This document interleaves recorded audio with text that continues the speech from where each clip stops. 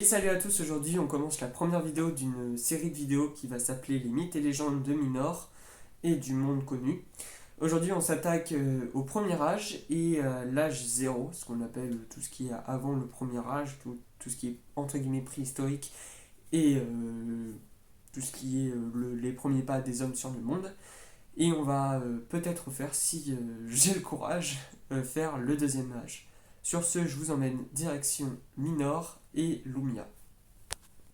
En premier temps, il faut préciser que les hommes, ils n'ont pas de système d'écriture, donc on n'a pas beaucoup de preuves de ce qu'on dit. C'est surtout de l'archéologie et des trouvailles comme ça, de personnes comme des maîtres ou des scientifiques ou des alchimistes qui ont trouvé ça, trouvé ces informations que je vais vous citer là.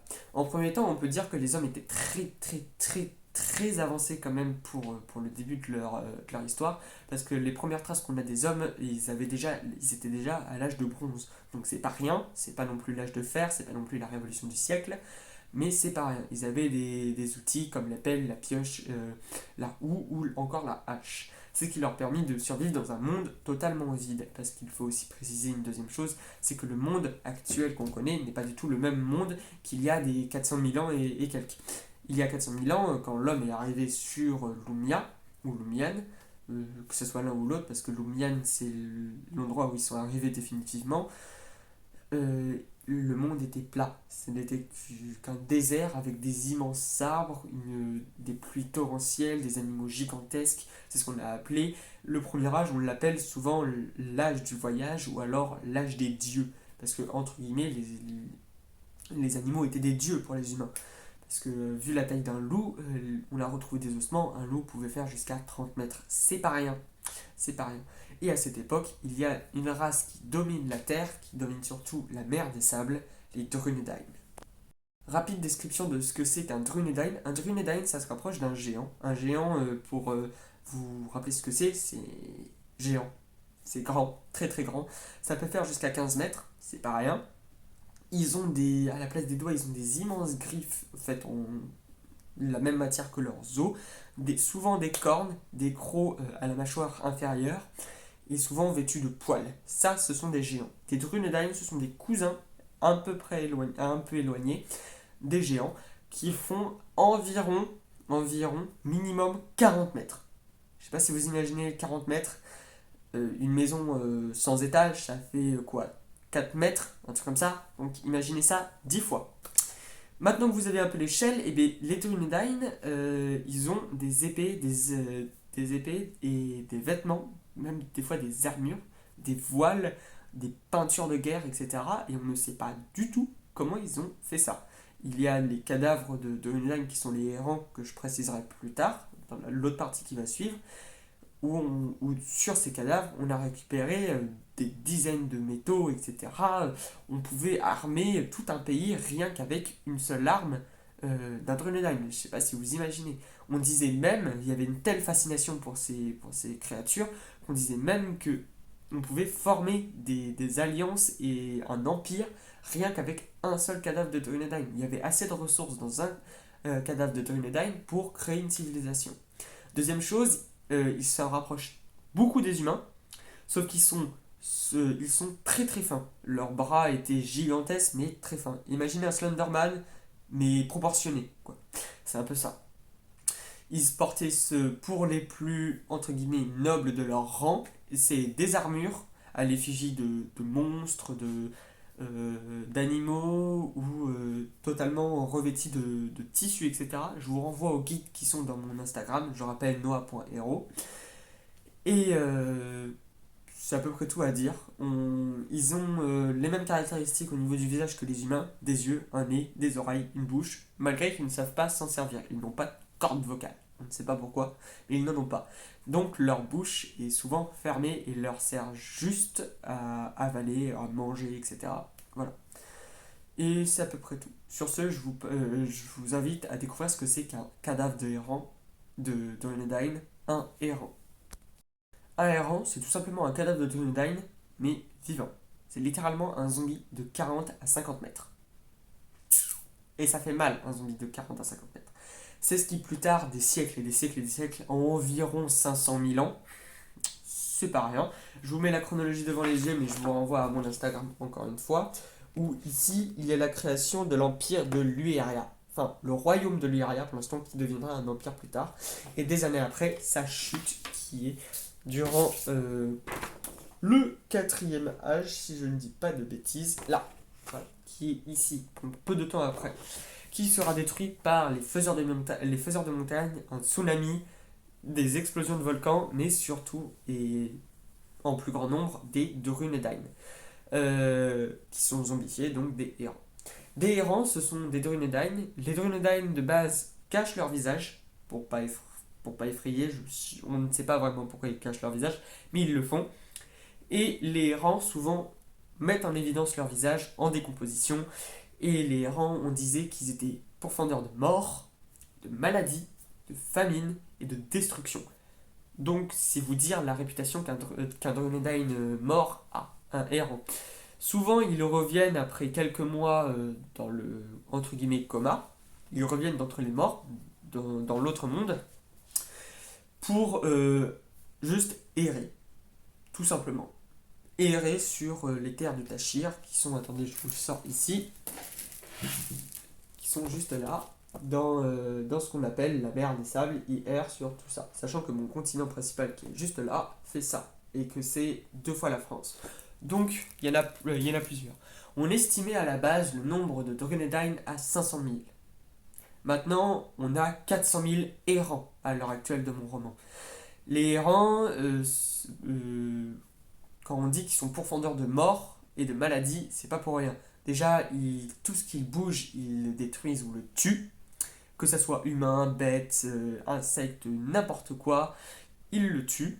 Et ce sont des cadavres en décomposition. Donc, lors de la décomposition, des morceaux peuvent tomber. Et c'est pour ça qu'on appelle la mer de Tachir, en surnom la mer morte.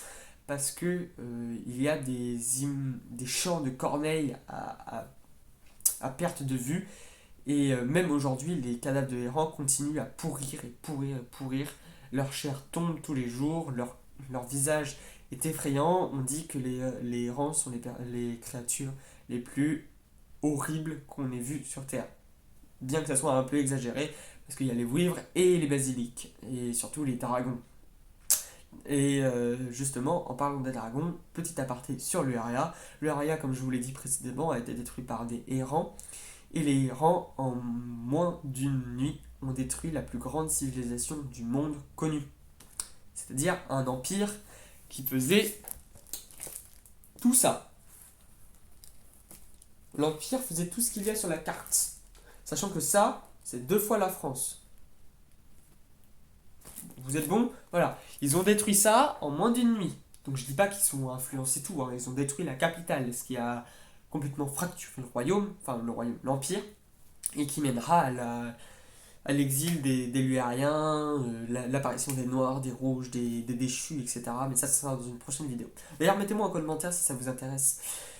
Et sur ce, on passe à la partie lore, après la partie que je viens de faire sur, entre guillemets, la faune et la flore. Donc on vient juste de passer le cap de l'avènement du premier âge avec l'invention des nomades. Les humains avant se cachaient dans des grottes, etc., comme les préhistoriens et tout qu'on connaît dans notre monde, c'est-à-dire les hommes des cavernes, etc.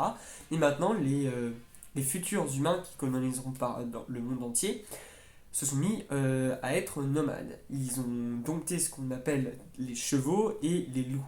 Sachant que petit à petit, les animaux rétrécissent et s'amoindrissent au fil du temps que les humains les tuent et que les humains prennent sur eux pour survivre. On estime le nombre d'humains à l'époque à peu près 3000. C'est pas beaucoup. 3000, 3000 habitants, je suis même pas sûr que ça fasse la population de Paris. Je sais pas, ça se trouve je dis une énorme connerie, dites-moi en commentaire.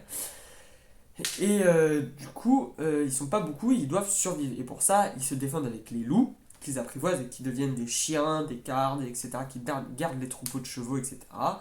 Et les humains se sont adaptés et ont commencé à créer leur première religion, qui tourne souvent autour des chevaux, qui étaient les animaux les plus... Waouh, pour les humains, c'était vraiment gigantesque, sachant que les chevaux faisaient encore à leur époque 3 à 4 mètres, donc c'est pas rien. Et à force d'être nomades et nomades et nomades et nomades, etc., à force de faire leur petit bout de chemin, ils arrivent au cap des premiers hommes, ce qu'on appelle le cap des premiers hommes, ce qui se situe à peu près à l'extrémité de Lumia, qui se situe à peu près ici, à l'entrée de Tachir.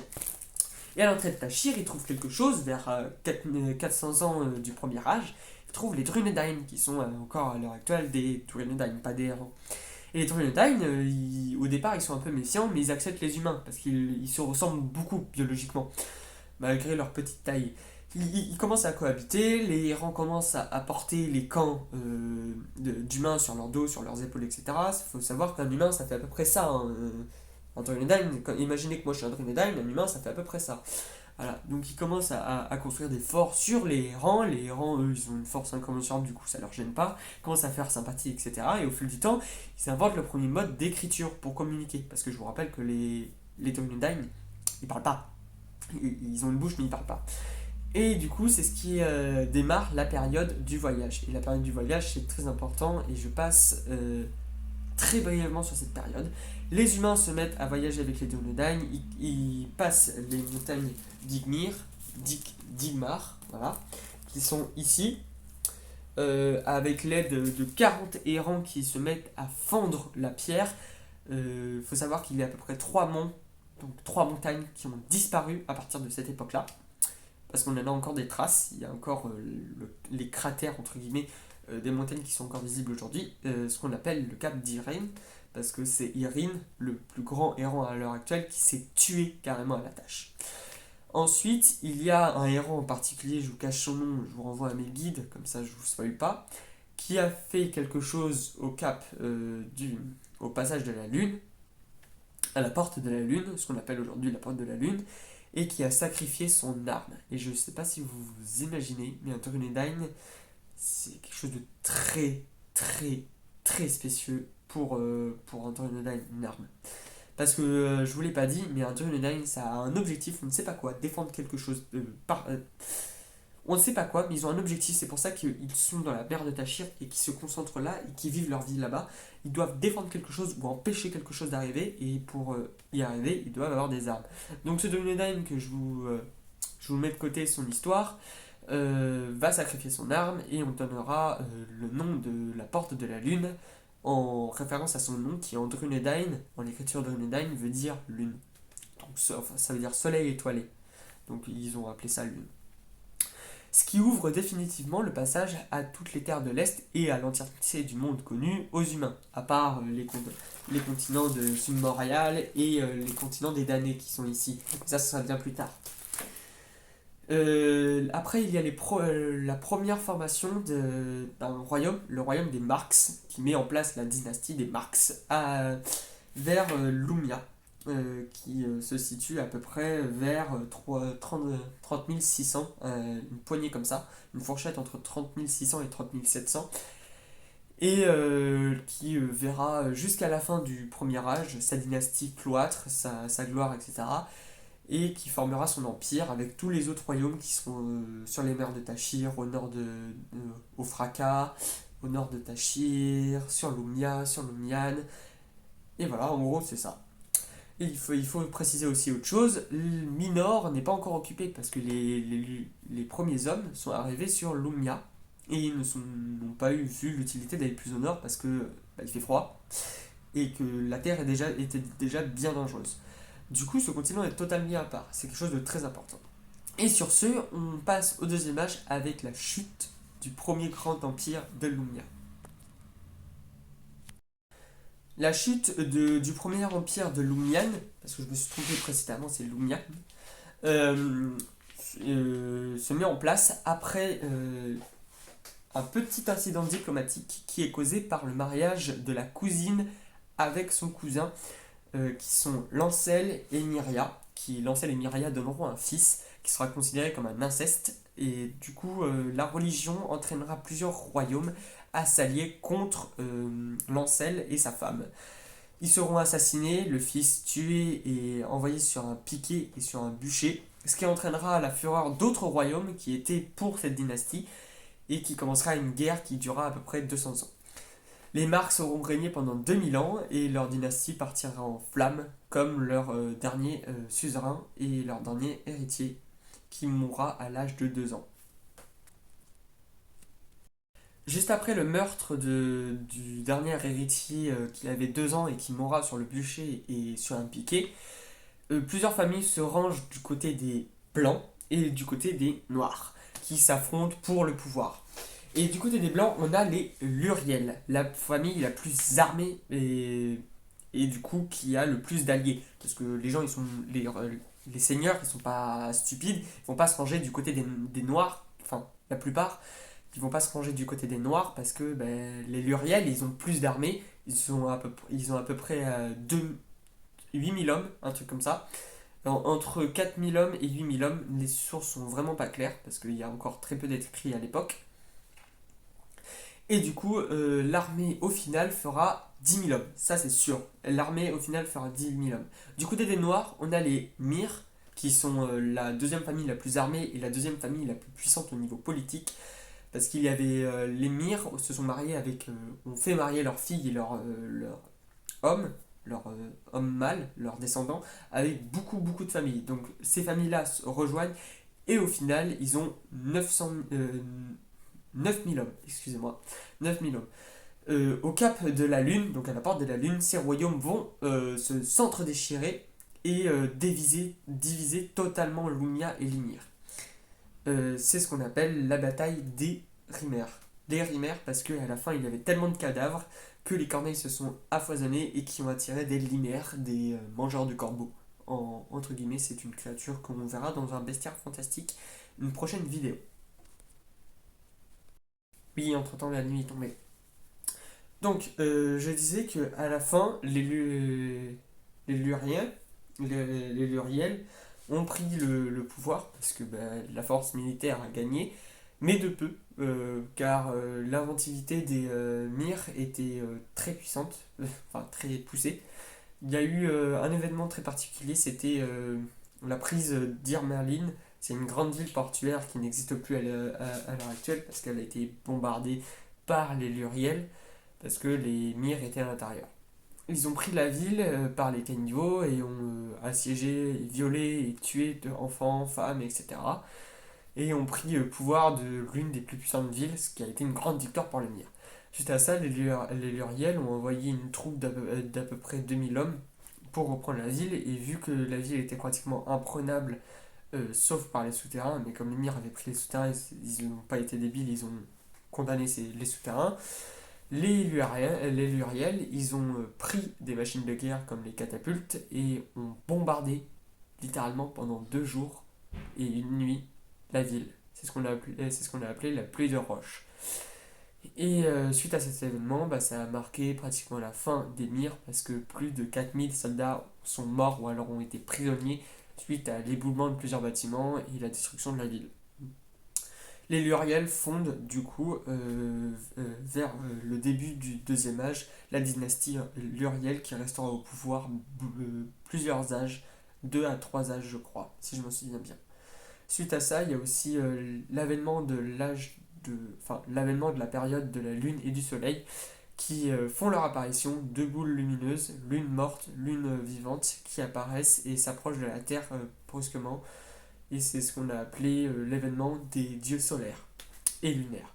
La déesse de la lune, le culte de la déesse de la lune est donc commencé, et celle du soleil lui fait face en étant entre guillemets en ami.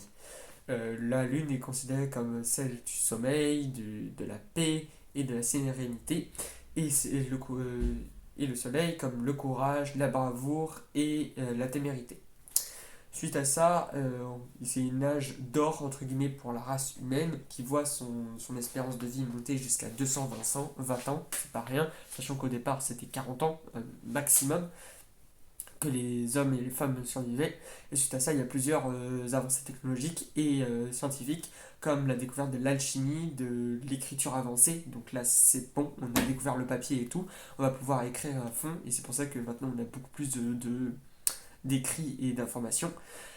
Plusieurs royaumes se forment au nord de Tamar, ce qui fonde les royaumes indépendants et l'alliance des quatre, parce qu'il y a quatre royaumes et les quatre royaumes se sont liés une amitié indestructible qui, on verra, sera destructible bien sûr parce que rien n'est tout beau dans le monde. Et il y a aussi l'avènement de la gangrène. Et la gangrène, c'est ce qu'on appelait la gangrène noire. C'est une maladie qui procure des pustules et qui fait fondre la peau sur les os. Je vous l'accorde, c'est pas du tout joyeux. Si vous regardez cette vidéo en mangeant, désolé. Ou avant de manger, désolé. Les pustules explosent, libèrent une substance qui a été créée sur la peau et qui fait fondre la peau sur les os. Dans d'atroces douleurs, pendant des jours et des jours, la victime va perdre sa peau et va saigner à mort et sera morte durant maximum 4 jours. Les plus, en généralité, hein, mais les plus vigoureux ont tenu une semaine, mais pas plus. Ça, voilà.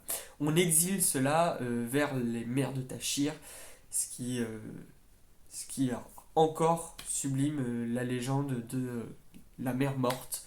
Car oui, les premiers errants font leur apparition. Il y a deux Dunedain qui sont morts et les premiers errants se lèvent de leur tombe et la découverte de la peur dans le cœur des hommes. Parce que les hommes avaient peur d'eux-mêmes et maintenant ils ont peur de quelque chose qui est plus puissant qu'eux. Ce qui va pousser les hommes à renforcer leurs frontières et à éviter la mer des sables, ce qui leur enlève un large territoire quand même. Les Dunedain vont se battre contre ces errants s'ils les trouvent. Mais au fil du temps, les Dunedain, on va le voir, vont disparaître et vont commencer à mourir. Suite à tout cet âge d'or et le commencement des errants, les humains se disent que c'est pas super cool de rester sur le truc, surtout qu'on sait qu'il y a des terres plus au nord et plus à l'ouest. Du coup, ils se disent, bah, on y va. Sauf que comment y aller si on peut pas passer par la mer de Tachir? C'est trop dangereux. Emmener une armée là-bas, c'est pas mobile. Une armée, ça peut pas se disperser rapidement, surtout dans le désert. Il va leur falloir des vivres, ça coûte cher, des très peu de mercenaires pour les protéger ou quoi. Ils peuvent pas. Sauf qu'il y a quelque chose qui va jouer en leur faveur, l'avancée de l'astronomie et de l'alchimie, ainsi que la marine. Les bateaux sont plus résistants, les marins meurent moins en mer, euh, la, la médecine en mer s'améliore, quoique ça soit pas super génial non plus, hein, vous avez plus de chances de mourir en mer que sur le territoire que vous allez conquérir, hein. On est bien d'accord. Mais du coup, il y a la découverte de Minor. Et en allant plus au nord, ils découvrent Minor et c'est la fondation des 12 premiers grands royaumes des hommes. Ce qu'on appelle les grands royaumes des hommes parce que ça va être les royaumes les plus prospères pendant plus de 2 siècles. Donc c'est pas rien, 2 siècles. Après, il va y avoir un âge de bronze et après un âge d'argent, ce qu'on appelle l'âge d'argent. Mais ça, ce sera plus tard, ça sera lors du troisième âge. Ces découvertes, elles ont été faites grâce à l'avancée technologique de l'astronomie, avec la découverte du, du- du repérage avec les étoiles, des boussoles qui vont rendre la première obsolète, les compas, les cartes plus précises et plus correctes, l'avancée aussi morale, et parce que maintenant on pense à la gloire, au pouvoir, et trouver un nouveau continent, c'est être maître de son continent et permettre à ses seigneurs d'y aller et du coup avoir des faveurs et tout.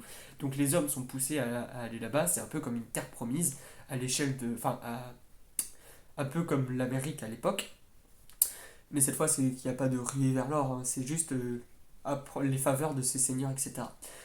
Et suite à cette migration, les royaumes de Limir, Lumian et Tachir et Tamar vont commencer à un peu dépérir. Ils vont pas dépérir totalement, hein, ils vont stagner, ils vont rester à un stade bien, hein, pour un royaume, mais les royaumes les plus importants vont se situer sur Minor. Et c'est ce qu'on appelle c'est ce qui marquera l'âge de Troie, l'âge de l'ombre, qu'on verra dans une prochaine vidéo. Je veux revenir cependant sur quelques détails. Le Drogonédain meurent tous vers 30 000 du deuxième âge. C'est très important, c'est une date très importante, vers 30 300. Tous les Drogonédain sont morts, les errants commencent leur longue marche. Et plus tard, lors du troisième âge, il va avoir l'avènement de l'Uraya, ou quatrième âge, je ne sais plus. Ça sera d'ailleurs d'une prochaine vidéo. Bah, la suivante qui va sortir pratiquement en même temps que celle-là. Sur ce, bah, merci de m'avoir écouté déjà, parce que ça me fait. Les gens qui écoutent, ça me fait vraiment très plaisir que vous le fassiez, parce que c'est un peu mon bébé, moi, mon livre. C'est un peu l'univers que je veux créer. Je veux pas m'hisser non plus au rang de Tolkien, avec le Seigneur des Anneaux, ou même de George R. R. Martin, c'est mes deux références principales, mais je veux faire un truc qui s'en rapproche et j'essaye de le faire bien.